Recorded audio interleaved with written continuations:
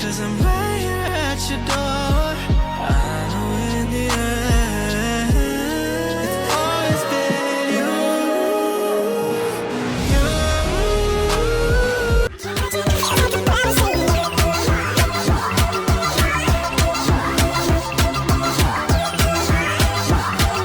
Big boy, give me a big boy.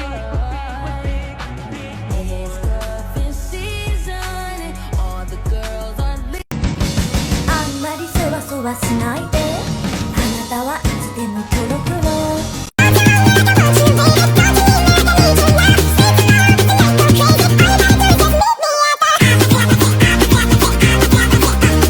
Just finished episode 1 of the Apothecary Diaries, and I'm not gonna lie, I was super concerned y'all got me to watch one of those animes. When Maomao gets abducted less than 5 minutes into the first episode by those 3 random dudes. Thankfully, she just ends up being sold to a palace, which I mean still sucks, but when you think about it in terms of how that could have gone, especially in anime, it doesn't seem too bad. I will say though, Maomao is taking her whole abduction thing really well, as she's just kind of like, 1 minute you're an apothecary, and the next you're a servant. Personally, if that happened to me, I'd be crying daily, hourly. They'd probably have to lock me away. But Maomao seems to have a really it is what it is attitude. She observes, she approaches things analytically rather than emotionally, probably because she's never had the privilege to approach situations in any other way but with a calm, steady logic, because any other reaction can put your life on the line. It's a realistic survival instinct that definitely shows even more when Jinshi is able to single her out. I'm invested though, and can't wait to watch episode 2.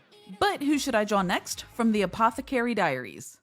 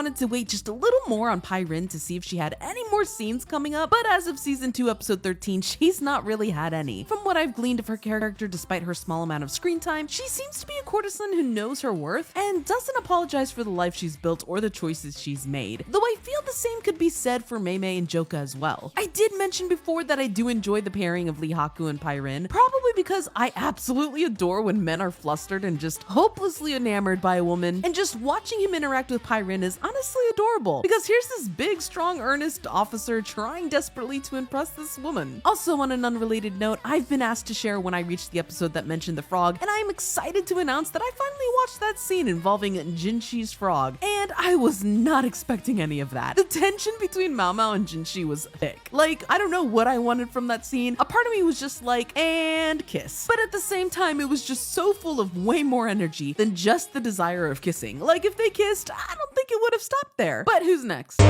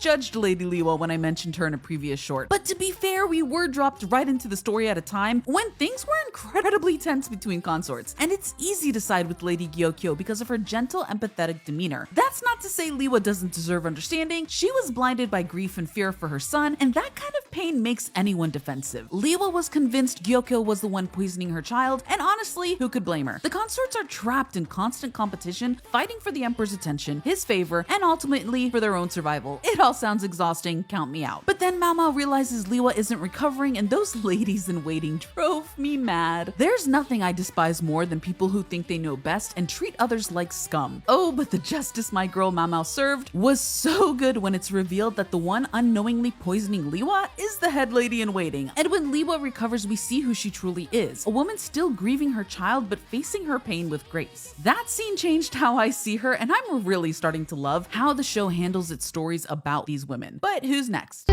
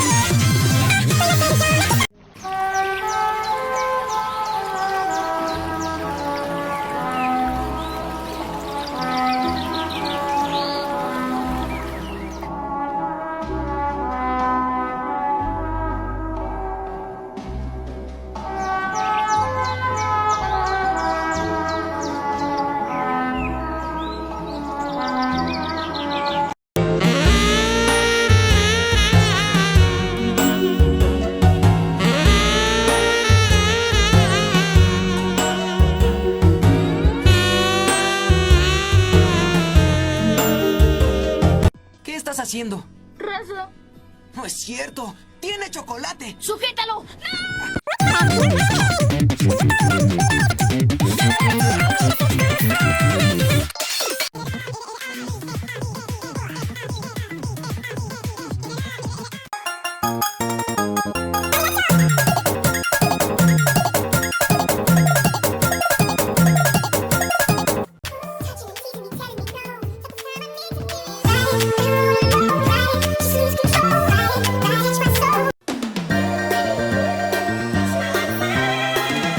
Oh, hey, little guy, you lost? Why'd you come up here? Who's that girl? Oh, yeah, that's my girlfriend. What about her? She's really pretty. Jeff, he just gave me a compliment, Jeff. You gonna beat the kid up just because he gave me a compliment, Jeff?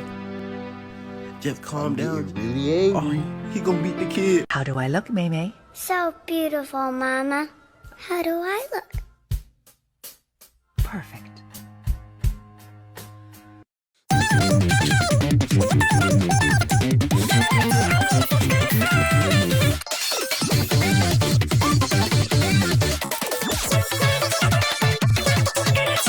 Tôi sẽ chia sẻ về cái nguyên tắc hoạt động nữa nhé. Thì khi các bạn mà khởi động xe, các bạn đạp côn thì động cơ tách ra như này. Thì cái động cơ nó sẽ quay 1000 vòng trên phút. Còn cái trục bên này thì nó sẽ dẫn động qua hộp số và truyền động đến các bánh xe. Thì khi các bạn đang đứng im thì cái trục bên này đang đứng im, trục bên này quay hàng 1000 vòng trên phút, 1000 vòng trên phút nhé. Thì khi các bạn nhả côn thì bắt đầu nó càng nhả thì nó lại càng gần vào nhau và nó bám, nó ma sát vào nhau. Và ma sát 1000 vòng trên phút như vậy thì nó sẽ làm cho cái trục bên này quay theo, trục bên này quay theo. Thì các bạn càng nhả côn nhiều thì nó càng ép vào nhau. Và khi nhả hết côn thì nó ép chặt vào nhau. Và nó đồng tốc, nó chuyển động cùng một vận tốc. Và xe lúc này nó sẽ di chuyển. Thì khi mà các bạn muốn đề pa hoặc các bạn muốn đi đề pa thì đôi khi chúng ta cần phải biết là nhả côn làm sao cho côn nó bám, xe nó rung, đúng không? Nhưng mà đôi khi chúng ta cảm giác Those are poisonous, so no one eat them. Yeah, duh.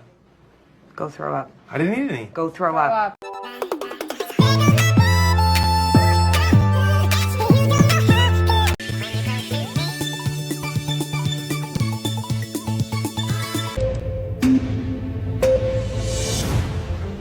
Taco Bell.